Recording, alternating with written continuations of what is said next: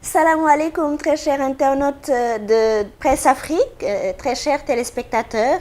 Ñoo ngi leen di nuyu di leen ziar. Alors on vous revient, c'est Voix d'avenir, c'est buntubi.com et buntudev avec Presse Afrique. Je ne suis pas seule à être aujourd'hui, je vais passer le bonjour. Awa, ñoo ngi lay nuyu di la dalal. Bonjour ou bonsoir, tout dépend de fan ngeen ñuy seetaane ñu ngi leen di nuyu di leen jox seen wàccuwaay yéen waa internaute ak waa téléspectateur Presse Afrique ñu ànd ak yéen encore ci seen magazine Voix d'avenir ñëw ak yéen ci numéro 1 bi Charmel. Oui. Alors très chers téléspectateurs, on va commencer par sunu première rubrique mooy rubrique jaar jaar. Rubrique jaar jaar nag damay bàyyi Awa madame Ndiaye mu may ma ci tuuti. Merci Charmel. Alors rubrique jaar jaar tey dafay intéresser aussi une dame au parcours inspirant. Elle s'appelle Say Ashenafi, d'origine éthiopienne, basée au Sénégal depuis plusieurs années. Moom mooy promotrice su restaurant Le Trophée bi ngeen di dégg. Spécialité moom poulet rôti la. Alors Say Ashenafi travaille également dans l'agrobusiness. Elle est productrice et distributrice de fruits et légumes bio. Jara seeti la. Say alors est fortement ancrée dans la production d'aliments bio qui respectent les normes environnementales et sanitaires. Say est d'origine éthiopienne, comme je l'ai dit tout à l'heure, naturalisée sénégalaise. Donc ñuy am mbégte di ko déglu tàllal ko suñu micro pour mu mën a inspirer ñeneen ñi.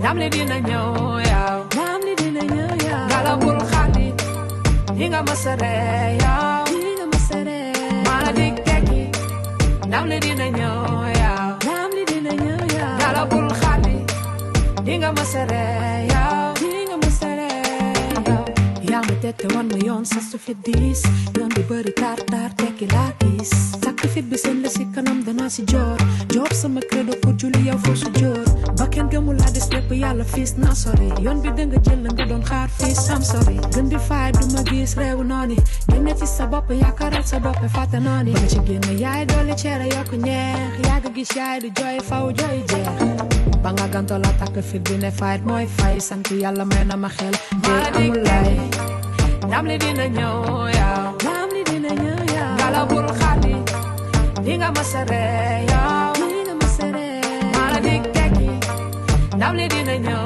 yaw ndam li dina ñëw yaw ngala bul xaadi dinga ma sere yaw dinga ma sere yaw ni yaakaar jëmm ji bëri tax ma multiplier allure sama cadre jël jom def armure. Et donc je m'appelle Say, je suis d'origine éthiopienne.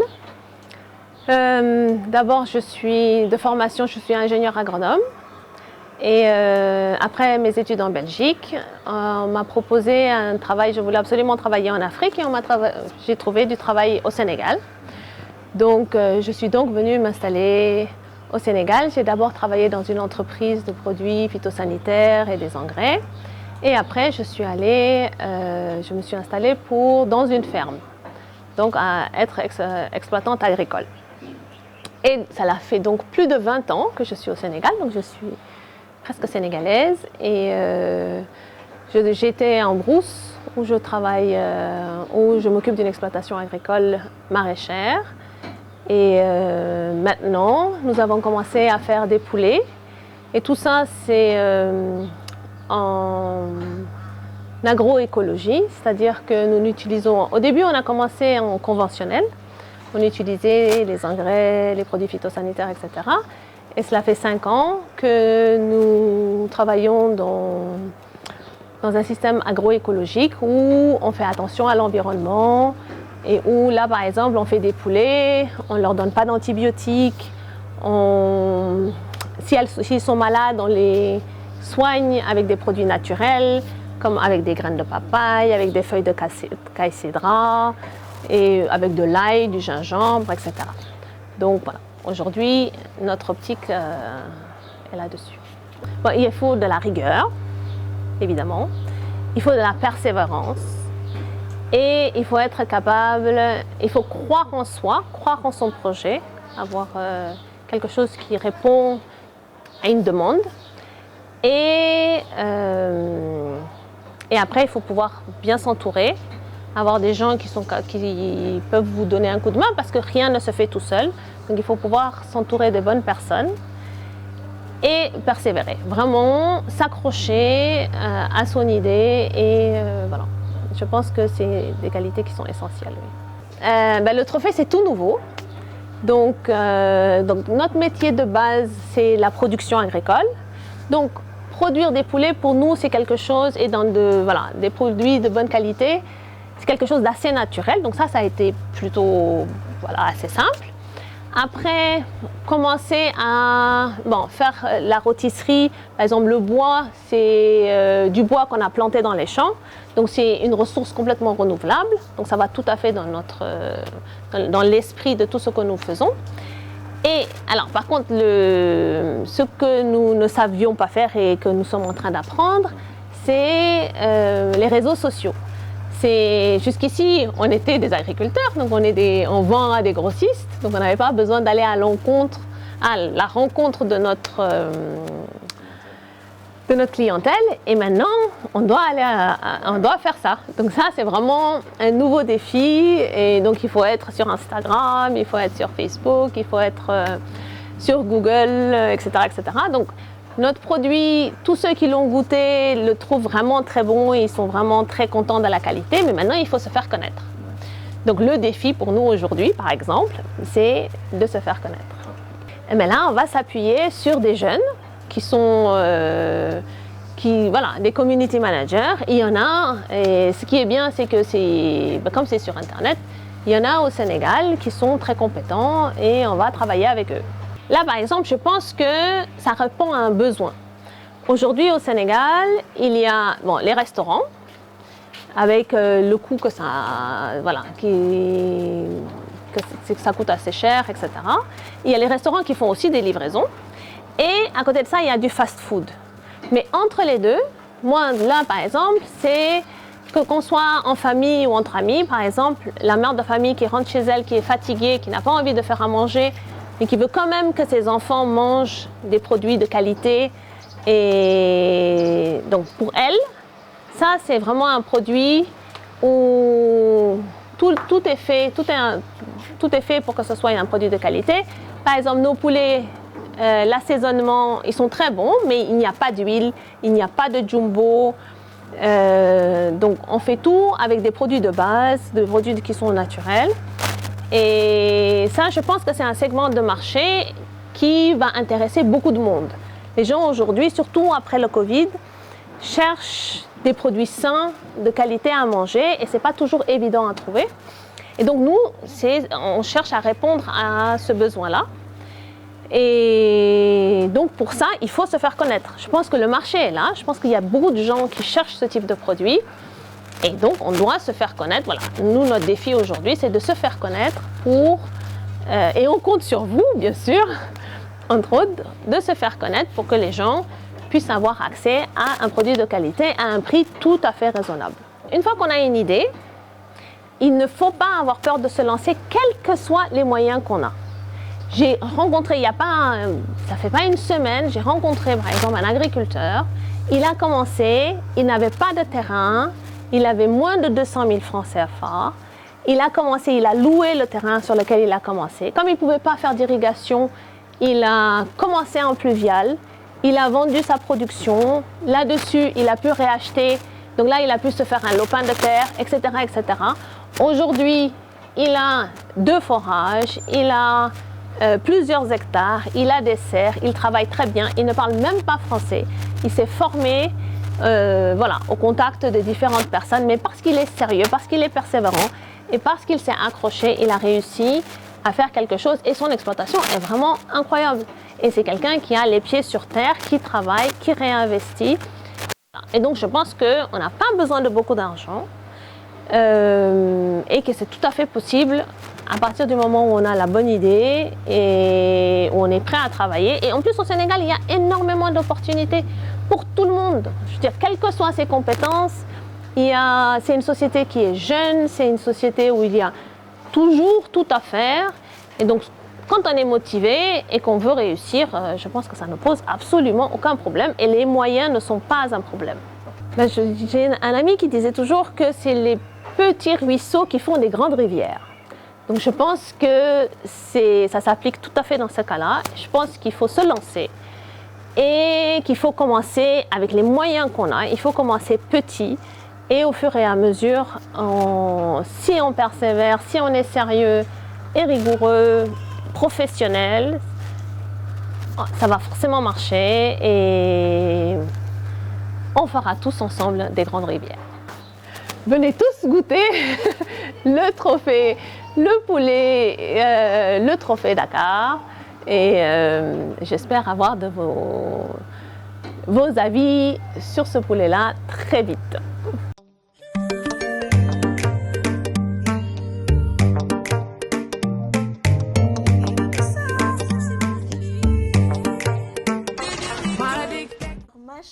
Machallah, ça a été un plaisir bi ñu jàllee ci sunu rubrique Jaar Jaar. On va passer wax nañ pare bu ñu ak yéen waa Voix d'Afrique. Awa da nga am gan tey c'est invité du jour. Oui Charmel, invité du jour bi damay am mbégte di wax ci moom. Alors c'est Madame Ndeye Khady Diop, ancienne ministre d'État. muy koo xam ne def na fi liggéey bu am solo pendant 10 ans elle a été ministre de la petite enfance jógee fa dem nekk ministre de la femme et du genre donc actuellement elle est vice-présidente de l'association Kaolack Suñu Yitte responsable de la caisse de crédit revolving de cette même association Madame la ministre Ndeye Khady Diop. asalaamaaleykum. waaleykum salaam. Carmen nuyu naa la yow Awa. ñu ngi lay fay di la dalal jàmm. di beral nuyoo Mariama. merci. di nuyu équipe bi ma fi fekk yépp di leen ñaanal jàmm. di ñaan ñu commencé ci bisimilahi rahmaani rahim jeexal ko ci alhamdulilahi rabil alamina. ma nuyu nag sénégalaise ak sénégalais yépp. nuyu également ñu nekk ci diaspora bi. fàttewuma it waa Kaolack Suñu Yitte mu commencé ko par président bi Moussa Diaw suma secrétaire général Aziz Ngom nuyu Ndeye Seynabou bi nekk présidente Brave Dame yi nuyu également la jeunesse ak le troisième âge les personnes du troisième âge di nuyu Kaolack yépp daal Inch'Allah. kontaan nañ madame la ministre recevoir la fii nii ci suñu plateau Voix d'avenir choix bi ñu def ci yow nag c'est pas un choix anodin choisir loolu par hasard dañu suivre sa liggéey man da association Kaolack Suñu Yitte boobu ngay wax dama ci bokk ndax waa Kaolack laa te xam ne lu jëmale Kaolack yaa ngi ci dox matin midi soir mais au-delà de loolu dynamisme bi nga àndal engagement bi nga àndal am na ku ma dey ci weewu béy ne ma dem nga sax ba sa tànk mus nga am fracture nga war a am rendez-vous ak Kaolack Suñu Yitte Kaolack terewul la nga jógee Dakar ak sa plate pour dem ci rendez-vous boobu loolu c'est quelque chose à magnifier et ça rejoint ñun suñu li ñu tax a jóg quoi yaakaar ne dara boo ci koy def danga koy def ak fulla def ko fayda donc franchement bravo kontaan nañ ci recevoir la ci plateau bi bi ma la doon annoncé la dernière fois dama ne invité de marque mais franchement invité de marque nga pour machallah. merci beaucoup merci Mariama ci sa engagement bi ñu jublu ci waxtaan bi Awa Charmel oui. donc thème bi ñu yëkkati tey mu ngi tudd suñ koy wax ci tubaab mu ngi tudd du pouvoir économique à l'émancipation. Comment l'autonomisation économique des femmes contribue-t-elle à briser le cycle des violences? maanaam autonomisation des femmes mooy fexe ba femmes yi am koom-koom ak ñoom ñi seen naka la leen mun a muccalee ci violence yi nga xamante ñu ngi koy subir. mu di violence yu bëri nag bëri forme ci wax ci dóor ci xañ la say droit ci xiifal la ci maral la nga feebar ni yooyu yëpp ay xeeti violence la te loolu ñàkk tamit da koy gën a andi donc moo tax ñu dugg ci thème boobu ci numéro 1 ou Voix d'avenir nga xam ne ay jigéen ñoo ko sekk te utuñu lu mooy lu jëmal jigéen kanam. ba tax na madame la ministre comme ni ko Awa waxee première question bi ma lay laaj. mooy boo nekk nga ministre d'État ministre de la femme. mun nga ñu wax ci sa jaar-jaar ay points yoo xamante ne ni lu la marqué la daal ci sa bi nga nekk ministre de la femme. ak tey jii bu fekkonte ne delloowaat nañ la defaat la ministre de la femme lan ngay changer lan ngay yokk et lu tax. loolu la mooy question bu njëkk. Maria ba posé ba question bu am solo. li nga wax sànq dëgg la man lu ma bokk rek dama si niin mbat. lu ma bokkul nag su ma yoon nekk fi du ma sax wax. looloo tax te engagement dafa fort. soo jëlee engagement nekk ak say nawle dangay fexe ba xarit yi békk noon yi bañ a ree moo tax su ma xësee ba ŋaang rek damay ñaan toujours yàlla mu jàppale ma li ma wax am damay bëgg mu sotti dinaa si def nag lépp lu ma mën dugal si lépp lu ma am ba nga xam ne su ma tëddee daal duma rus damay nelaw ndax dinaa am résultat yu baax maa ngi sant yàlla bu baax di gërëm nag ñi nga xam ne tamit ñoom ñoo siy jàpp ndax yenn saa yi benn nit mënul dara nit ñëpp a siy jàpp rek pour résultat yi mën a am seen thème bu tey jii nag nekk na thème bu am solo nekk na thème bu actuel ndax jigéen ñi violence dañ koy dund fu ne ci bureau yi ci kër gi ci mbedd mi fépp fu nit nekk rek jigéen nekk fa rek dina subir violence ci ay nawle jigéenam mais surtout nag ci góor ñi violence bi nga xam ne góor ñi ñoo ñu koy teg vraiment forme ni nga ko waxee sànq forme yu bari la donc ñëw tey ànd ak yéen ci waxtaan wi ngir ñu yee suñu yeneen nawle jigéen nekk na lu am solo moo tax mbégte laa ci am bànneex laa ci am mais également pour man suma devoir la ndax am na fu ma yegg donc expérience bi ma am ak tuuti xam-xam bi ma am war naa ko mun a séddoo ak ñeneen ñoo xam ne xëy na amaguñ ko comme ça Sénégal jëm kanam parce que man loolu rek ma intéressé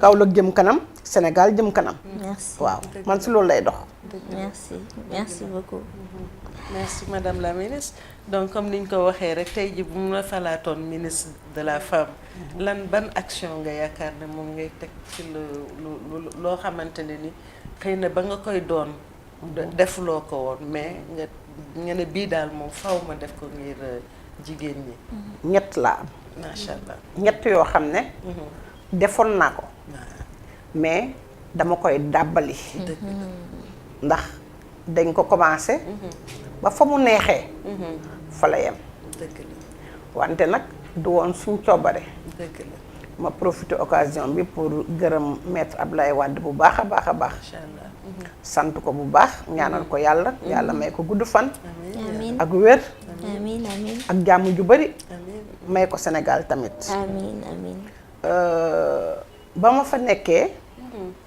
liñ def bari na mais benn boo xam ne pour man ba tey jii def fi manqué mooy sooy liggéey da nga war a xam ñi ngay liggéeyal ñan lañu xale yu jigéen lañu ay mag lañu ay ndaw lañu fu ñu nekk luñ mën lu ñu soxla foofu laa jëkke ma ànd seeg nag siraloo mu baax mu yaru mi mag mu yaru mu jullite moo nekkoon sama directeur de cabinet ku respectueux moo nekkoon sama directeur de cabinet ñu ànd seeg it waa cabinet bi yëpp daal ndax man yàlla daf ma defal su may liggéey fenn même su nekkul liggéeyu bureau beeg yooyu même suñu association yi man jàmm ji lay bëgg ñu nekk ci jàmm ji di kaf di ree di liggéey apprenons en nous amusant travaillons également en nous amusant donc dinañ liggéey ci xol bu seet xol bu neex dañu nekk famille daal bokk ñun ñëpp nag ñu nekk ci biir cabinet baak ñu nekk niveau déconcentré bi fépp ñu bokk nekk benn di liggéey ñu ne nañ njëkk a def benn annuaire des organisations de femmes annuaire bi dafa commencer par niveau village et quartier. nga xool yan groupement moo nekk ci village bi. ñaata lañu. yan groupement moo nekk ci quartier bi. ñaata lañu. ñu def ko fépp nag. ci Sénégal gi yépp.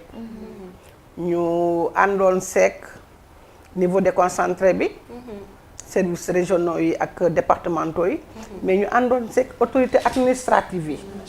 comme ñoom ñoo ñu fa toogaloon. kon ñun lu ñuy def rek ñoom dañ ci war a bokk. bi ñu àndeek ñoom. ci liggéey boobu. très rapidement. les gens ont compris. ñëpp ñëw dañ ko publicité ba mu jaar. ñu jox leen dal délai 1 mois. pour que de la base. groupement yëpp di inscrire. wax fu ñu dëkk. kuy seen nu ñu tudd. kuy seen présidente. ban activité la ñuy def ci groupement bi. renseignement yi ñu soxla yëpp daal.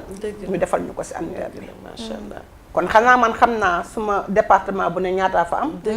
xam naa suma dëkk bu ne ñaataa fa am. bi ma paree nag ñu def bureau. au niveau de l'arrondissement au niveau du département au niveau de la région. ñu wax national may leen man maay présidente nationale bi. nañ yemale région yi rek. ndax ay stratégie la woon pour ñun. donc xam annuaire boobu c'était important. parce que ça nous permettait. suñ ñëwee di localiser suñ projet yi fu mu nekk. su wàllu wi amee.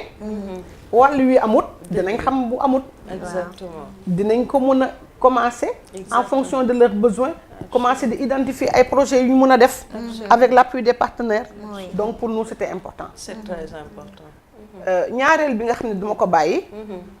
dama koy jëlaat. mooy dañoo gis ne jigéen ñi. bëgg nañu liggéey. mais quelquefois du ñu mën. donc dañuy soxla. même suñ mënee pratique bi bind beek rapport yeeg yooyu. duñ ko mën a transmettre comme il faut. ñooy nag léegi nañ ut ay relais. ñu owee ko les acteurs porteurs de dynamique communautaire. les APDC. maa ngi leen di nuyu bu baax a baax a baax. ay jàmbaar lañu. APDC yi dañoo nekk ay relais yoo xam ne dañoo dëkk ak jigéen ñi. ci biir koñ yi. ñoom dañu am niveau bac jëm kaw. mais yenn saa yi xam nga da ngay am niveau bac jëm kaw sax nekk ci àll ba. parce que soutien de famille nga il faut nga liggéey defoo dara da ngay dellu béyi wala nga uti leen loo def. donc ñooñu ñu jël leen de manière volontaire au début parce que man sama lépp au début nag moom volontaire nga ba ma natt la ba xam loo mën. exactement. et puis ça me permet ma lijjanti gi. exactement lu ñu la fayee. exactement. ñu jël leen former leen. pour ñoom jigéen ñi nekk à la base. ñoom ñooy dem di leen suivre régulièrement. di def rapport yi di ñu indi. loolu ça nous a permis. d'avoir pratiquement dans l'ensemble du pays. le 10 du mois ñëpp réunion. ñëpp réunion. foo oote rek ñu ngi réunion. mais au service déconcentré. fu ñu mën a yem tey ñu dem fa suba ñu dem feneen ak beneen yoon ñu dem feneen. ainsi de suite. di jox compte rendu. seen niveau supérieur. le 15 du mois au niveau du département ñëpp ay réunion le bureau se réunit jël liñ am base bi transmettre ko. le chef de service régional. ñooñu kooku def seen rapport envoyé suma directeur de cabinet. comme ça ñun chaque mois on sait ce qui se passe à la base. c'est important. fekkee projet la ñuy exécuter xam nañ fu mu toll. fekkee groupement bi amagul projet xam nañ mu muy def lan la. ñun daal dinañ xam lépp lu xew ci jigéen ñi. et ça nous permet su ma mayee Sénégal noonu ma am la main dessus. information bu ma mënti joxe nag bu ma bëgg a joxe dama koy joxe léegi su ma leeree ne dina fanaane ci ñoom guddi mbaa suba ñoom ñëpp dinañ ko yëg. kenn du ne waaw ministre dafa def ni faale wuñu toppatoo wuñu boole wuñu non man su may liggéey ñëppay bokk. man ñëpp lay boole ñëpp lay boole. donc loolu amoon na solo au annuaire bi APDC yu nekkoon di assurer le suivi régulièrement amoon na solo lool. dëgg la. liggéey boobu moo tax ñu taxawaloon conseil consultatif de la femme duñu sumay xarit. duñu sumay mbokk. mais dañ leen jël ci organisation yi ñoo leen proposé. département bu ne su fa kenn jógee. waaw. xam sax commencé nañoo saxal. nga jël organisation faîtière yu mag yi. ay FAPS ak ay BFGPF ak ñi nga fa fekk. ñu mag ñi nga boole leen ci.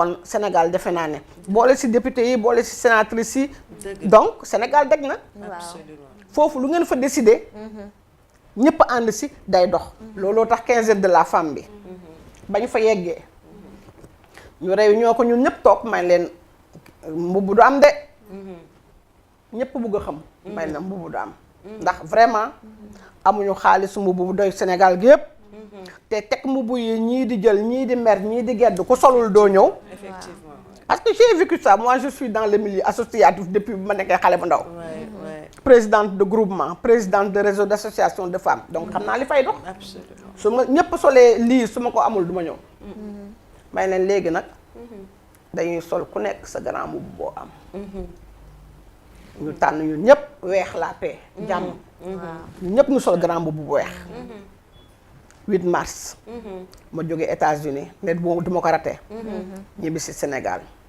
ñëpp sol grand mbubb bu weex gis gaa ñi sañse brodé yi bazin yi ma dem jëndi percal ndeysaan dagg baat sol pour won leen ne su ma jëndee bazin bu riche bi sol ko ñëpp bëgg c'est vrai ñëpp dañuy bëgg a def ni man dëgg la mais su ma jëndee percal bi sol ko ki nekk si kaw ga su ma demee si moom ndeysaan du rus sol bu weexam bien sûr l'essentiel mu ñun waxuñ nañ sol bazin waxuñ nañ sol brodé nañ sol bu weex na weex waaw ñu sol suñu bu weex liggéey lu ñuy liggéey contenu bi résultat bi moo am solo absolument fa lañ doxee ba léegi suñuy def réunion bu munti doon jigéen ñi dañuy sol seen lu weex mu rafet ba bugg a dee nag mu rafet ba bugg a dee c'est la couleur donc de la loolu paix, oui. dama doon bañ folklore bi dëgg la ndax séddale mbubu beeg yooyu moom laa doon bañ ma ne li ñuy def ci mbubu bi di ko def ci car bu ministre bi di loué ay nit topp ko di def dëkkoo dëkk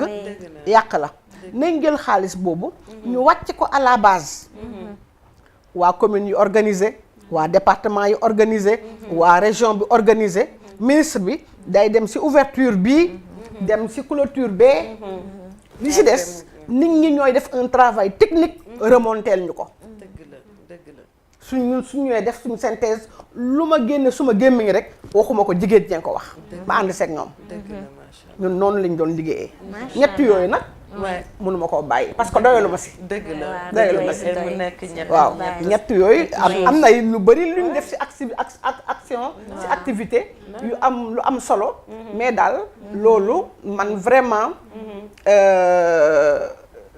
suñ ma ko tegaatoon it dinaa ko defaat parce que maa ngi fàttaliku bi ñuy yemale ministère bi foofu dafa fekk affaire don de sang yi def naa thème bi c'était par rapport à la santé ñu demandé woon à chaque organisation que mu def don de sang ci département am fu nga xam ne am na banque de sang parce que boobu accident yi bari na jigéen ñu soxla deret yi bari na ainsi de suite ñu gis ne c'était important comme ñun am nañ la mainmise sur les femmes ñoom ñu am ko seeni doom suñu laajtee deret rek Sénégal bi yëpp dañ ñuy may deret au lieu ñu ko yóbbu ci banque de sang yi mu du fa amati njëriñ dañuy jël tey groupement bi su mayee organisé weer bi groupement bële ñu koy def ren ba jëmale de woon am na solo faf avant ñu koy démarrer affaire bi yem fa mais ñu sant yàlla rek am na solo ñu sant yàlla ma nekkoon nag ñoo xam ne nag wax dëgg yàlla muy waa cabinet bi muy waa région bi département bi muy projet yi direction yi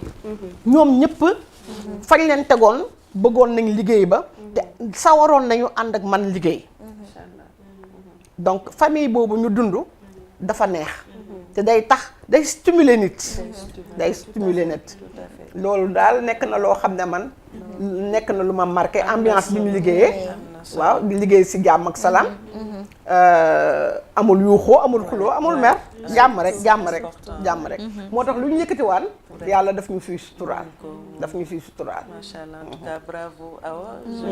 Ah mais on la sent nostalgique en fait. Elle parle avec beaucoup d'émotion et cela témoigne de l'engagement bi mu ànd. dama gis lu ko gën. dama ñam lu ko gën. ndeysaan macha allah c'est-à-dire. dem ba mu jeex. li ma daan digal nit ñi. naa ko defal sama bopp. aussi. xam nga damay naan toog baaxul. dëgg la il faut être autonome. dëgg la jigéen day mënal boppam. dëgg la jigéen waroo toog toujours rek naan jox ma Incha allah. sama yaay nee na gémmiñ gu naan jox ma day nekk gémmiñ gu dul xeeñ lu neex. dëgg la ndeysaan. ku la gis day stressé. ku la gis xoolal du yàkkamti ñëw si kër gi ndax xam na ne su nee cëpp da ngay ñaan. dëgg la waaw ndeysaan. dëgg la. soo soxlaa daal sa daal tarax doom dagg na da ngay ñaan. liggéeyoo amoo foo ko jëndee noo koy def. absolument. tu es obligé nga ñaan ko ki nga nekkal. yaa xam sa mag la yaa xam sa jëkkër la yaa xam sa nijaay la. waaw. donc soo liggéeyee amal sa bopp. mënal sa bopp di faj buumu gàcce. dëgg la dëgg la. doo ñaan kenn au contraire yow yaay faj sa soxla. ba pare maye. waaw. jigéen dafa am soxla. maa ngi toppatoo doom ji. maa ngi jëndi ordonnance. maa ngi dolli dépense. maa ngi dem ndawtali. maa ngi tukki maa ngi. li muy def dafa bëri bu nga xam ne. du jeex. donc moom il faut que mu def dara. dëgg la. am si koom. Oui. bu mun a jëriñ boppam. dëgg la. jëriñ njobootam. dëgg la. mais jëriñ société bi yépp. absolument. c'est machallah. ma ñam nag Oui. dem si dem Oui. taxawal ne damay taxawal benn ferme intégrée. ku nekk naa ma mënul nekk commencé woon naa fi bu yàgg mu échoué mais pour man du échec. comme xam naa li ko yàqoon. dëgg la. ay nit a ko yàqoon pourquoi ñu yàq ko parce que nekk ma woon sur place. léegi ma gàddaay nag dem dëkk si àll ba. waaw dëgg la. ku nekk naan dafa dof mu yéen day sóob rek du ko def mooy yéen day sóob du ko def. ouais. Non, détermination. détermination. xoolal ma ne nekk naa fa de at passé na de. te dawaguma. ouais. béy naa daaw béy ren de. macha allah. te ñaa ngi ñaan yàlla béy dëwoon. Inch'Allah. Inch'Allah. bay de déwén et de déwén. Waaw. Inch'Allah. bu ma am foofu Waaw. nag benn projet bu leer sama bopp leer nañ Inch'Allah. ne duma ko pëtëm mais nañ ko def ndànk-ndànk rek. dëgg la. parce que yenn saa yi tamit moyens yi du taxaw. waaw. mais dañuy def ndànk-ndànk rek. suñ commencé fii ba mu dëgër. ñu bàyyi ñeen ñu fa nekk yeggali fii ba mu dëgër ñu dem feneen ainsi de suite. Inch'Allah. lu ñu bëgg a taxawal mooy benn centre de formation bi nga xam ne. en agriculture avec un grand A. ouais. dañ fay def élevage agriculture pêche, pisciculture ouais. xale yi di fa jàng xale yi ak jigéen ñi di fa jàng di jëriñ seen bopp suñ jàngee ba pare ñu jox leen benn lopin de terre bu ñu expérimenté lu ñu jàng ba bu ñu am seen suufu bopp ainsi de suite daal mais en plus de cela man xam nga case des tout-petits man mënuma koo bàyyi xale yi ndaw yi dajale leen ñu tàccu ma tàccu ñu wëy ma wëy ñu fecc ma fecc loolu moom su ma ko jéemee mënul sotti bul bàyyi. ñu tegaale benn case des tout-petits bu ndaw parce que yàlla dafa def ma nekk ci benn village boo xam ne amut école ouais. amut marché amut case de santé ouais. amut lu ñu soxlaati ci dëkk bi bitik bu baax ouais. ouais. amut Ouais. di ngeen ma ne loolu fu mu nekk de ouais. ouais. kon nag ñu nekk foofu daal fas yéene ànd ak nit ñi transformer ko ndax c'est bien possible waaw yaa suñu amee tuuti ndimbal rek Oui. c'est bien possible te ñu nekk ay nit ñu baax ñu gore ñoo xam ne mérité nañu lu ëpp loolu loolooy réussir sax fu Waaw. dara nekkul nga ñëw def fa. effectivement man looloo may gënal toujours c'est important. ñëw gis ne lii nii dara nekku fi ñuy dox ensemble di dox ensemble ba indi ko fii gis ko fa su boobaa ñu gis ñëpp gis résultat yi te kenn du ko werante macha allah ñu ngi lay remercier di la dalal jàmm sama xel dafa dal bu ñu defee sunu émission sunu magazine pour wax ne que dañuy boole jigéen ñi dañoo bëgg jigéen ñi ñëw wax seen jaar-jaar wax lu ñu mën def et quand on voit une maman wax depuis fu mu commencé et elle a commencé par une belle base il faut la communication il faut l'attention il faut yëpp ñi ngay liggéeyal ñëpp ñi nga nekkal buñ ko defee ensemble nous entre femmes joxante loxo surtout c'est très important soyons solidaires soyons solidaires ñun ñoo mën a dimbali suñu bopp c'est des choses yi nga xam ne waruñu ko xeeb on est là pour vous venez nous voir on veut avancer ensemble avançons ensemble moi je me dis que bi may déglu madame la ministre j'ai senti je ne saurais dire je suis passionnée bah voilà voilà et je le leur ai dit d'ailleurs ci suñu briefing yi. Oui, machallah, Voilà. machallah, C'est très quelqu'un très de fière passionné. maman, madame la ministre. On voudrait jaar ci sa ay tànk roppi la sax nga gën a kontaan. Merci, ça me fera plaisir. Et voilà, merci beaucoup. Oui, Madame la ministre man li ma gën a touché ci sa intervention mooy émotion bi ngay waxee. On sent l'engagement dans ce que vous dites et ça c'est important. En fait une femme passionnée, engagée dara du ko téye. Dara du ko téye te lu mu song daan ko. Alors je vous dis gàcce ngalaama Madame la ministre et comme Charmel l'a dit ñun wan nga ñu yoon bi la voie de l'avenir et dañuy topp ci yoon boobu inchallah. Les points sur lesquels on voudrait discuter, notamment autonomisation de la femme pour xeex violence yi. wax na ko. Oui. Et ce que j'aime dans son discours mooy elle parle avec beaucoup de retenue. Elle est passionnée mais day wax ak retenue. Les mots, elle les nomme pas brutalement comme ça de face. mais daf koy junj. et nga comprendre fi mu bëgg a jëm. donc ci biir intervention comprendre naa que ni jigéen dafa soxla. daan dooleem pour yenn yi. jigéen ci boppam rek soxla la. parce que soo dee ndaw yaa ngi nekk di soxla ay tampon, coton et cetera. boo nekkee ci néegu sëy yaa ngi soxla jur doom et cetera. yooyu yëpp boo amul autonomisation. dépendre ci nit pour nga am ko. kooku mun na la fitnaal parce que dafa am fu mu lay téye. donc looloo waral ñuy wax naan jigéen Wolof Njaay daf ne ko la abal bët. voilà fa ko neex ngay xool. ko neex ngay xool. voilà donc nag li ñu bëgg mooy oo jigéen ñi ñu am seeni bëti bopp. mun di xool parce que jigéen moom allah kulli xaal lu baax rek la ko yàlla dégg. utuñu autonomisation pour xeex góor utuñu autonomisation pour def lu bon. pour am liberté utuñu autonomisation pour am liberté. mais am autonomisation pour li baax li nekk ci ñun. yàlla defal ñu ko ñu mën koo génne. société bi bénéficier wu ci. pour jàppale ko. waaw dañ leen di jàppale aussi dañ leen di jàppale. Le monde est constitué de plus de 50% de femmes. C'est plus de 50% de talent. boo xamante bu fekkee xañ nañu suñu ay droit dañ koy xañ toute l'humanité. donc am na solo ci li nga wax noonu yëpp et démarche bi nga def également au niveau du ministère. C'est très important pour collecter la bonne information. Parce que dara mënuloo ko régler te amuloo la bonne information. Aller à la base, faire un répertoire des OSC, ça c'est une bonne approche. Parce que boo leen dajalee xam ñaata lañ toll lan mooy seen liggéey fan lañ ci toll. yow booy définir sa politique sax. da lay dimbale. parce que di nga xam ne tel secteur bi fii jigéen ñi fépp fii góor ñi fépp. et cetera et cetera donc. Félicitations. Félicitations xanaa peut-être di la laajaat rek. ci sa association Kaolack Sunu Yitte. ban action nga ñu mun a wax rek boo xamante ne ni lii pour autonomisation des femmes moo tax nga yow ci sa bopp. man daal nga samp toujours ñett laa leen waaw bëgg nañu. dañoo toog waxtaan. ñu xam ne ñun jigéen ñi mun nañu door loo xam ne dina am solo ndax ñun ña fa nekk ñëpp. xale yi dañoo dem ci jeunesse ba. ñun ña fa nekk ñëpp ay mag lañu. ñii ay yaay lañu. ñeneen ñi ay maam lañu. te soxla yi def naa ne benn la. ñu ne nañ jël suñ maigre moyens yu ñu am. ñu mutualiser ko. c'est important nag parce que man non seulement gëm naa communication ak négociation. mais dama gëm mutualisation. ñu boole suñu doole parce que l'union fait la force. yow kenn mënoo dara mais suñu ne woon léegi nañ fëgg li nekk suñu sàkk su kii indee 1000 kii indi 2000 kii indi 500 kii indi 5000 mu ngi commencé bëri dinañ mën a rey benn dara lu baax ci ngoon gi ñu jël li ñu am doole boole muy benn ne dañ siy tibb di dimbale femme entrepreneur yi ku nekk yaa xam li nga mën ñu jàppale la si ndax nga jëm le kanam ndax nga autonome.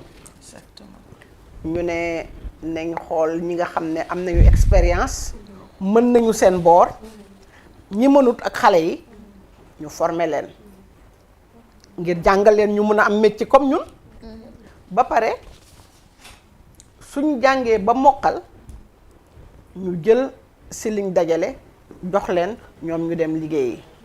Kaolack li fa am yar si biir kër ji si biir kër nu mu tudd commerce surtout commerce parce que Kaolack ku yeewu marché nga jëm donc commerce bu bari na fa lool mais leneen lu jigéen ñi di def moom mooy artisanat bi ñu ngi ñaw ñu ngi coiffure ñu ngi décoration yooyu liggéey yooyu daal la jigéen ñuy àndal si lañ nekk donc ñooy nañ commencé ak ñoom ndànk-ndànk rek tuuti di xool li ñuy liggéey lan la au début bi ñu commencé waxtaan wi nag xam naa amoon na ñu commencé naan kii dafa compliqué waaye nag ngeen ñu joxee lii ba pare taxawuñu may leen non dañuy xool li ngeen di liggéey lan la parce que joxuñu leen ko pour ngeen yóbbu ko si ngénte joxuñu leen ko pour ngeen toggale ko ganaar exactement dañ leen ko jox pour ngeen liggéeyee ko donc il faut qu'on soit rassuré xam ne yéen da ngeen di liggéey fawu leen mais en fait ñëpp ñi ngi ko joxagum ba tey dañ ko utiliser sérieusement gëm li nga xam ne ñun moom lañ koy doxalee donc am nañ formation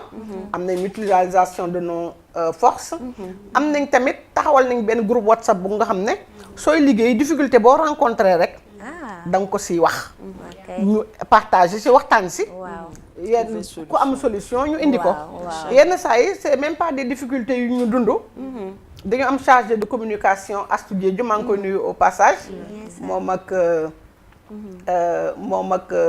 Ami Faye ñoom dañ si jàpp bu baax maa ngi leen di nuyu parce que Astou Diédhiou dafay toog ba si yàgg mu indi ñu benn thème de discussion ñu waxtaan si ba ñaqatooy xepp te loolu non seulement daf ñuy yar mais daf ñuy yokk xam-xam échange bi ñuy def diggante jigéen ñi yenn saa yi di nga gis kenn génne ay idées yu novatrices yoo xam ne vraiment dafay baax daal dafay baax si ñëpp ñun ñëpp a siy jàng muy man muy keneen dëgg la donc groupe boobu am na solo dëgg la donc wax naa formation bi wax naa boole doole bi wax naa groupe WhatsApp bi yooyu day tax suñu nekkin gën a neex mais nag li may insister tout le temps communication négociation parce que loolu soo ko amut nekk ci biir mbooloo doo mun a dem du jàll waaw toog ba ci yàgg xol yi xat kàddu yu ñaaw yu jóg xëccante bi ak njëkkante bi man la woon du woon kii yooyu amul benn njëriñ suñu dégluwantee waxtaan ndànk négocier am lu ma bàyyi nga am loo bàyyi ñu ànd tase ci digg bi àndin bi nekkin bi day neex te luñ song su boobaa dañ koy daal concession moom niñ koy waxee dafa baax ci ànd dafa baax ci ànd da koy neexal da koy neexal foog nga bàyyi lii kii bàyyi lii ngeen daje te luñ song dañ koy daan dëgg la luñ song dañ koy daan suñ boolee suñ doole dëgg la ba pare bokk di waxtaan dëgg la lu ñu song dañ koy daan dëgg la ku nekk yéene dëgg la macha ku nekk yéene réussir dëgg la Charmel léegi nag ñu jommalaale góor ñi waaw bu baax oui maman une question Non, moi je voudrais rebondir sur ce qu'elle vient de dire parce que gis naa liggéey bu am solo bu mu nekk di def ci biir Kaolack. Moi je suis de Kaolack à la base, mon père est de Kaolack. May profiter di nuyuwaale waa Jalañ ñëpp di rafetlu liggéey bu am solo bi ngay nekk di def biir Kaolack pour jigéen ñi pour ndaw ñi.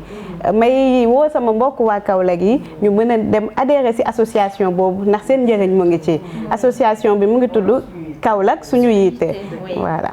ñoo ngi leen di nuyu ñun tamit au passage monsieur le président monsieur Moussa Diaw waaw ñoom maman Ndeye Fatou ñu ñëwoon daaw fekk ñu voilà ñoo ngi leen di nuyu ñu koy waxee brave dame c'est de braves dames qui est là-bas il y a aussi des hommes hein mais franchement il y a des hommes il y a des jeunes voilà des hommes Mohamed Dia le président des jeunes Mohamed nuyu naa la mon fils nuyu naa la bu baax dëgg la macha allah nuyu l'équipe matinale aussi parce que dañoo am équipe matinale boo ñu yeewu fajar teel gi 4 heures du matin rek ñu commencé dugg di nuyoo ndeysaan waaw macha allah noonu la macha allah En tout cas pour dire que kontaan noonu nañ recevoir la madame la ministre. Oui.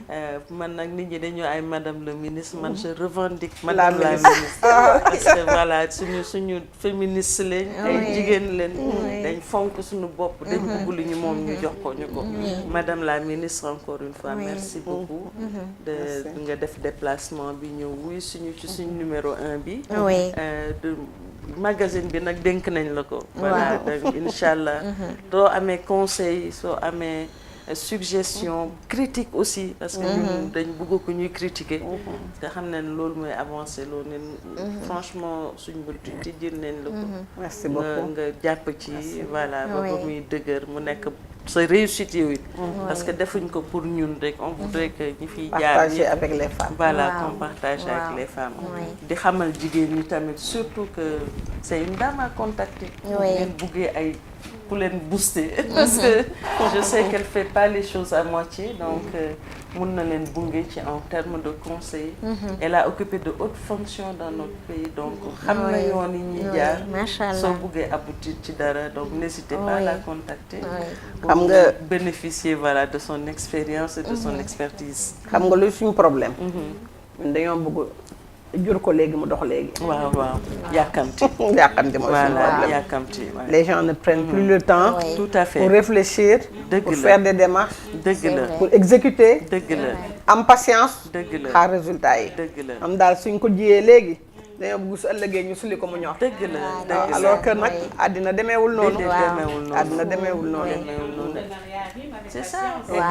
il faut surtout ku nekk nga nangul ko li mu doon. waaw effectivement. loolu aussi c'est important. te problème la buy génn su. ak nangoo jàng. voilà nangoo jàng da ngay xam ne yow mënuloo lépp. dëgg la ndax dañ la indil lu bees loo xam ne xëy na xamuloo ko. mais soo amul teeyu déglu nit ñi. jàng si ñoom. si juumte ngay dëkk. waaw si juumte ngay dëkk. dëgg la loolu nag moom dama koy wax sama bopp di ko wax sama morom jigéen ñi. en tout cas c'est que des conseils yu am njëriñ nga ñu fi tegal te dinañ tënk les phrases clés. moom la ñu tënk incha allah ba bokk kook suñu internautes yi. sur toutes les pages digitales de buntubi.com ay Presse Afrique. léegi ma bëggoon na nga sànnil ma juste benn baat Presse Afrique. parce que on a voulu faire la jonction entre entrepreneuriat ak média. donc lan nga ci xalaat rek ci démarche boobu ñu am noonu. mais partir ensemble. man soo ma nee entrepreneuriat et média. ñi nekk ci média bi c'est des entrepreneurs. exactement c'est des entrepreneurs parce que li ngeen di liggéey. entrepreneur a ko yore. exactement te généralement moom. day nekk ci média bi ànd ak yéen. exactement kon ba tey yéen a ngi ci même yoon bi daal. yéen a ngi ci même yoon bi. te kat ku ñu ci fekk. ku ci munti nekk ci yéen. yaa ngi ut autonomisation. exactement ndax jigéen ñeeg góor ñeeg xale yeeg ñëpp. exactement dañuy ut lu ñu am. te nag comme Olof Njaay nee na tubaab bi nee na il n'y a pas de sot métier. exactement ku ci nekk liggéey bi nga mën demal doxi ji ko. l'essentiel mooy mun na nekk lu baax lu rafet loo mun a dimbalee sa bopp dimbale ci njaboot gi. nekk ci rek. nekk ci rek parce que soo autonome da ngay libéré wu. waxuma libéré wu am liberté di def lu la neex loolu déedéet. libéré wu mooy. doo tàllal ci loxo daal parce que man tàllal loxo bee ma gêné. moom laa ragal moom laa ruus. waaw ñaan bi daal moom. gënalu ma daal. munuma ko. xamuma ko. donc nu mu diisee ci man. gëm naa ne noonu la diisee ci yeneen jigéen ñi. donc il faut ñu ñefe. am ci lu ñu jàpp. ba nga xam ne. wax dëgg yàlla dinañ wàññi ñaan gi dem ba dootul amati. ñun ñooy jël di maye moo gën a neex. su boobaa nag ñi ñu war a jàppale ñu jàppale leen. parce que autonome ñu. pour ñëw rek dajale affaire bi rek. te duñ dimba def lu baax. non dañoo autonome parce que dañoo bëgg lu baax. dañoo bëgg lu baax waaw. dëgg la. exactement am na solo merci beaucoup. te autonome. day tax nag nga am say responsabilité ci kër gi. absolument nga gën a responsable. absolument ci leen di am gën na a yoo xam ne am na yoo xam ne doo ko mën a wax. dëgg la parce que jàmbat lay doon doo ko mën a faj. dëgg la mais une fois nga commencé mën a faj. dañ lay xaw a déglu tuuti de. gën laa wekk waaw dañ lay gën a may place. léegi dina may place amul baal leen ma des wax ji dëgg mais dama ko bëgg a wax mu rafet rek. am na solo jaaruloo ci digg bi mais comprendre nañu. noonu la. comme je disais rek voilà li fi donc kontaan na ci encore rek madame la ministre ñu ngi kontaan bu baax. di la remercier voilà di la remercier bu baax madame la ministre si sa wuyu si bi ñu wuyu si. kontaan nañu si waxtaan bi. et j'ose espérer que tout le monde derrière yéen tamit gis ngeen si seen bopp. et comme madame la ministre l'a dit. nañu bàyyi ñaan bi dafa metti dafa diis ñaan dafa diis faut le dire donc nañu amal suñu bopp nànk il faut être patient voilà ñu def ci nànk gëm suñu bopp uti ko dina ñëw inshallah gëm suñu bopp surtout waaw gëm suñu bopp surtout xam ne ku nekk mën nga dara ku nekk am nga loo mën a def soo si jàppee bañ a yàqamti rek li olof Njaay naan sooy xëccite bàyyi woo dina ñëw mbaa mu dëgg ñun nag day ñëw day ñëw nañ xëcc bañ a bàyyi dina ñëw gëm sa bopp moom lu am solo la Madame Ndiaye, des remerciements à Madame la ministre. xanaa di ko sant di ko gërëm pour l'honneur qu'elle nous fait nangu suñu invitation ñëw fii nii waxal ñu fi ay kàddu yu am solo daal di am ay conseils yu ñu jox pour ñun ndaw ñi ñu wax ko mën a topp donc c'est vraiment un plaisir de l'avoir accueilli sur le plateau de Voix d'avenir ñu di la si sant di la si gërëm et puis voilà di la souhaiter bon vent bonne continuation si sa association bi ak ñi nga ko seqal ñëpp di leen ñaanal jàmm parce que képp ku jógee tànku jàmm di def lu baax ndimbalu suñu borom dina la si fekk donc bravo félicitations et bonne continuation madame la ministre.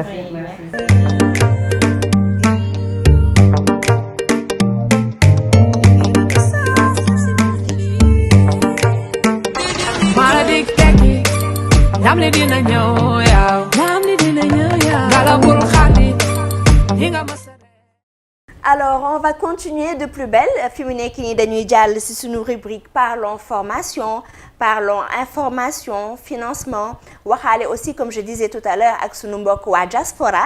Awa, Madame Ndiaye, lan nga ñu andil tey en parlons formation. Alors, pour chaque numéro, Voix d'avenir da leen di jox ay informations, des informations relatives aux offres de formation qui sont d'actualité. Alors, BI, c'est le programme d'amélioration des compétences fondamentales en comptabilité et en gestion financière. Momo lancé ce programme-là de formation, cette offre de formation. Alors, c'est initié par la Banque mondiale et financé par le gouvernement autrichien, mise en œuvre par l'ONECA qui signifie Ordre national des experts comptables, en partenariat avec d'autres structures, pour former et mettre sur le marché de l'emploi des techniciens comptables qualifiés et ainsi permettre aux PME, PMI, comme Sunu Yossi, et TPE d'accéder à ce service indispensable à la formalisation de leurs entreprises et ainsi pouvoir prétendre à des financements. Alors, les jeunes qui disposent d'un BTS ou DUT ou d'une licence en comptabilité sont appelés à se rapprocher de l'ONECA ou du 3FPT pour s'inscrire à ce certificat. Lu am solo moo ngi noonu à ne pas négliger. Pour plus d'informations, nous vous donnons rendez-vous sur notre groupe Facebook où nous postons régulièrement toutes les informations à notre disposition. Alors, duñu si yem Charmel, on a d'autres informations à partager. WIC Academy, xam nañ ko mooy Women Investment Club. C'est un dispositif bu am solo pour jigéen entrepreneurs yi parce que ñoom dañu bëgg former ay championnes nationales. terme boobu dafa am solo des championnes nationales.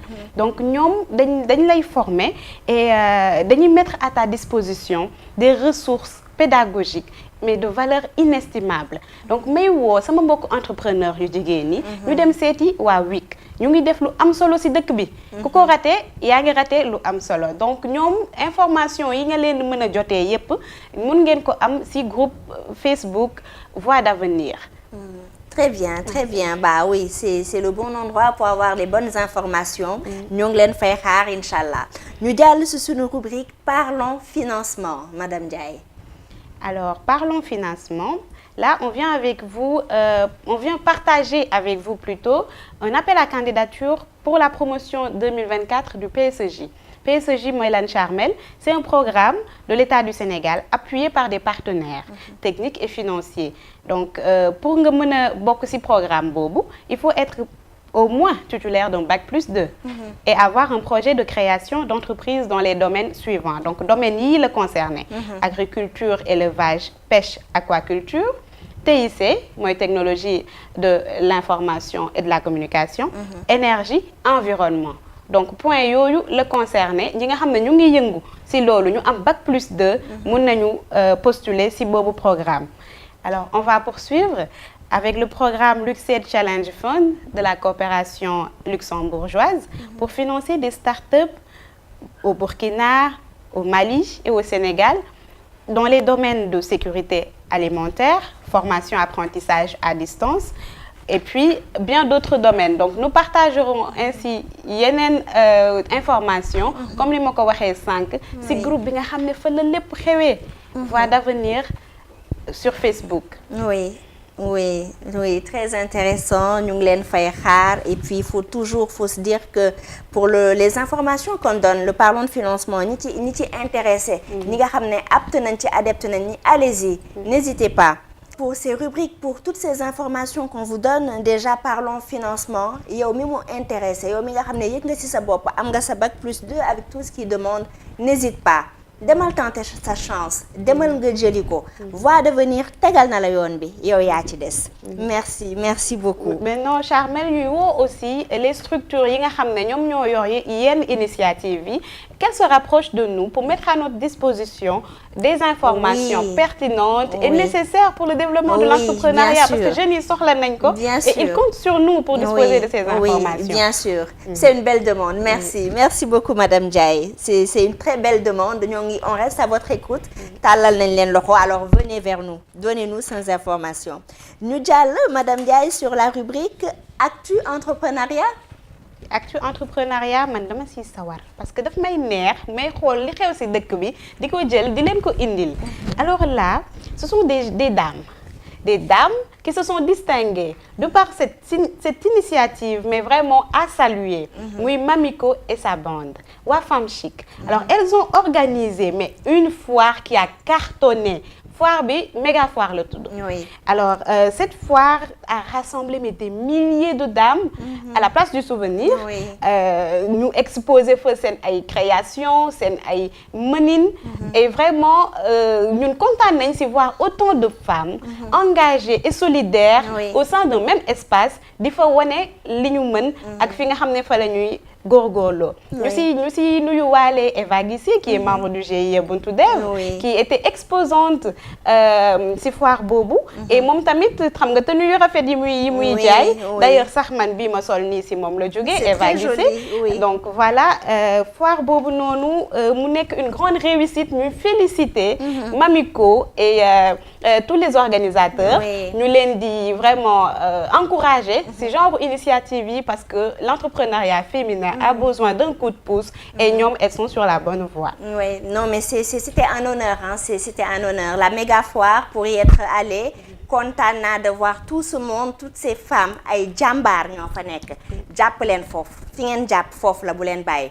Espérons aussi avoir d'autres occasions de partager d'autres foires et surtout waa Femme Chic je vous fais un coucou fekk si leen ma sama page Voix d'avenir dama bëgg jokkoo ak yéen dama bëgg ngeen may ma doole ma may leen doole yéen mën ngeen ko man mën naa ko on est ensemble les filles. Ah mais ça c'est un appel mais excellent et man tamit may dolli rek ni que main dans la main on peut faire de belles choses. On peut faire mais des choses extraordinaires et xam naa ni dinañ ko gën a yaatal dinañ si gën a pousse. Alors je vais poursuivre Charmel Actu Entrepreneuriat pour vous parler de la foire Baraka Event Connect initiée par Madame Sey et son groupe. Alors c'est tey jii la commencé d'ailleurs on est le 9-10 décembre là c'est en cours et je vous invite à y aller parce que tamit di ngeen fa gis ay affaires yu am solo su ngeen bëggee gis ndawu réew mi si li ñu seen xarañte ndawu réew mi li ñuy daanee seen doole seen jàmbaarte da ngeen di dem si foire yi di dem si salon yi di déglu li ñuy wax di déglu ñoom fi ñu jaar c'est important nga xam ne dara xëyul sotti et puis nga xam ne qu'il y a de belles choses qui se font ici au Sénégal et qu'on n'a pas besoin d'aller ailleurs pour dem jëli leneen on a tout ce dont on a besoin sur place lépp mu ngi fi machallah. Oui, surtout très intéressant. Voilà et l'autre foire comme dañu toll nag ci fin d'année xam nga Waaw. mooy période foire bi Waaw. les gens en parlent les gens voilà sont enthousiastes si ay affaire u événement yooyu noonu et c'est important il y a la foire Tako Linguère Events de Yaay Thiam donc boobu mu ngi ñëw ci janvier alors ce sera les 20 et 21 janvier 2024 Oui. waaye du ma ci yem moi je vais vous rappeler que le GIE Buntu Dev Oui. sera à la foire internationale de Dakar, à la FIDAK, Inch'Allah. avec ses membres NBC. Inch'Allah. Donc Inch'Allah. moi, mon entreprise, oui, Oui. Inch'Allah, Oui. avec NBC, avec Eva Guissé dont je Oui. parlais tout à l'heure, Oui. avec Nanette. Oui, elle Donc, fait des senteurs. Des oui. senteurs. Oui. Alors ku bëgg a gis NBC ak ay meubles ak ay créations am. Oui. ñëwal sa si ses FIDAK. Inch'Allah. Inch'Allah. Fekk ñu fa. ñu fekk ñu fa. Oui. dans si standu GIE Buntu Dev. Oui. mais Buntu Dev. Buntu la de. Ah. Buntu booy jaar la. pour dangay wax. pour non mën a- dinañ ñëw Non, mais machallah. dinañ ñëw. Machallah. Elles vont venir, elles seront là. Alors mi ngi noonu tout ce qui se passera, on est au mois de décembre, c'est les foires, hein, il faut en profiter. Allez faire des rencontres, allez dem ngeen gis ay nit, allez voir tout ce qu'elle dit comme Awa. Il y a de belles choses te ñun ñoo koy defar, ñun ñoo ko mën, ñun ñoo ko moom, je veux dire autant pour moi. Donc oui, Awa, foire yi neex na bëri na. Suñu boss mi ngi ñëw, on va passer à une autre rubrique. ah oui. Sama xarit Allo Diaspora. Allo Diaspora boobu moom dama la koy bàyyeel ndax xam naa ni nga koy xaaree moom. Allo Diaspora mais ñu si tuuti Charmel. Alors Awa, Allo Diaspora, on va parler de Marguerite Correa. Elle est établie aux USA. Elle est promotrice de l'agence A New Wine. Marguerite est tout simplement géniale. Elle fait découvrir à ses clients ce qu'ils ignoraient d'eux-mêmes en termes de talent. Avec son accompagnement, votre entreprise ne s'en portera que mieux. Nous mettrons ses contacts dans le groupe Facebook de Voix d'avenir, comme à nos habitudes. New Wind a récemment organisé un grand événement en Belgique, Africa Trade Show, un rendez-vous qui a vu la participation d'acteurs de l'entrepreneuriat d'ici et de la diaspora extrêmement talentueux. Alors Awa amu ay bon plan yoo mën a séddoo ak sunu gaay yow yaay yow. Mais tu sais que j'ai toujours des bons plans. Oui. Ah. May ñu. Alors là, moi je vais vous parler de santé. Vous savez qu'elle est primordiale en entrepreneuriat. Oui. Quoi de mieux que de faire du sport? li ma leen di proposer bu leen ko sàgganee. Alors il y a un challenge. Pakarim Train for Health. moom moo ko initié Pakarim moo ko initié. Alors pour garder la forme, il faut appeler au 77 648 66 28 le numéro s'affiche. mun ngeen ci woote ngeen bokk ci challenge boobu defaraat seen yaram. nekk en forme pour mën a servir nit ñi. Parce que entrepreneuriat c'est être au service des autres. Et pour être au service des autres mais il faut être en forme. Santé, oui. Voilà. Et pour les gourmands fàttewuma sama mbokk yi de xam nga ñun dañoo gëm bii alors le festival barbecue géant. Oui. Organisé par le groupe Let's Go au Sénégal, Let's Go sortir au Sénégal, ma leen di nuyu de passage, c'est un groupe sur Facebook très connu. Alors c'est demain, suba la, suba ci dimanche bi daal di jóg rek dem defi barbecue géant. Xam nga loolu neex na loolu temps la de. waaye man nag du ma ci mën a dem xam nga lu tax. Donc suba le 10 décembre de 10h à 18h au parc Hann, ne le ratez surtout pas. Man dinaa ko rater parce que dafa am lu da nga am bon plan. Da nga am bon plan. Alors très heureux anniversaire de mariage. Merci à beaucoup. notre Awa. Merci. Et Monsieur Ndiaye. Merci. 5 ans ça se fête. Ah oui. Yàlla na yokk. Yàlla na yàlla dëgëral diggante bi. Yàlla na yàlla def lépp neex. Mais man danga may fay de ndax. Amiin mais Charmel da nga wax ci 5 ans yooyu xam nga c'est aujourd'hui on est le 9 décembre. Je célèbre 5 ans de bonheur, 5 ans d'amour et de partage, machallah, avec mon cher mari Demba Ndiaye.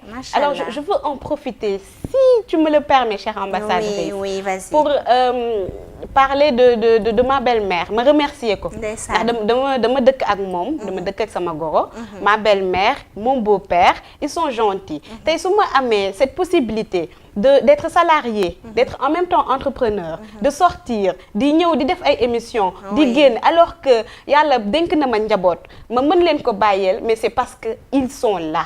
Ils sont là di ma téyel sama ay doom, ils sont là di ma encourager, di ma tété comme j'aime le dire.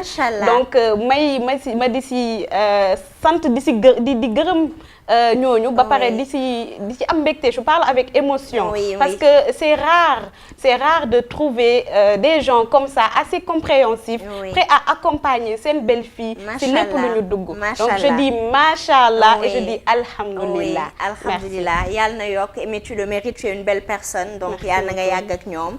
On fait un coucou aussi à nos familles, à nos parents, di nuyu ñëpp ku lim juum. Alors on tire, le magazine tire à sa fin. Ça a été un bien plaisir, ça fait très plaisir. C'était un beau numéro. Yàlla na yëpp di demee nii. Amiin. Ñoo ngi remercier sunu invité madame la ministre. Ça nous a fait bien plaisir, moom tamit yokk nañu et daf dooleel nañu. Merci à tous. Merci à madame la présidente de buntubi.com moom mi ko ñëw moom tamit dalal ko ñoo ngi koy remercier moom mi ñu taxawu depuis fort longtemps ñun réeruñu jaxasoowuñu on la remercie énormément. Awa, toi aussi Mako, maa ngi lay remercier, ça a été un bien plaisir, à chaque fois c'est comme ça, yàlla na sax yàlla na yokk ñu ànd di liggéey ensemble, tàllal suñu loxo à toutes ces autres. Elbi, Sister Elbi, sama star moom mooy borom générique bi. Sister Elbi, yow tamit soxla naa la fi, ñoo ngi lay remercier et voilà, yaa ngi sunu biir waa GIE bi ku lim juum, c'est tout le monde, c'est ñun ñëpp la sunu yëf la. Donc voilà, merci à tous, ça fait bien plaisir. Et merci à toi Mako, chère ambassadrice de Buntu Dev. Vraiment merci pour ton talent, merci pour ta générosité, merci pour tout ce que tu partages avec nous et avec plaisir, avec le sourire. Merci pour ta douceur, Charmel. Donc ñuy kontaan, je me permets aussi de remercier madame la présidente qui nous accompagne pour son soutien constant, madame Soumaré. Donc di nuyu, di remercier, di tàggu ñi ñu jël seen temps di ñu seetaan, bàyyi seen yitte pour seetaan ñu, pour suivre ñu. Nagam dinañ ci jëlee njëriñ, waaye ñun tamit dañuy am bégte di partager lii nii yëpp ak ñoom.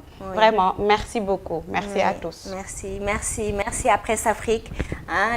Merci à monsieur Gomis, merci à toute l'équipe derrière. Duñ leen fàtte ñun ak ñoom la.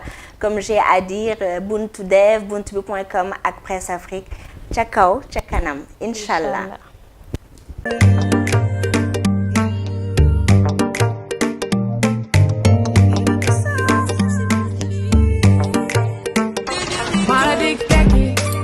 Namle dina ñëw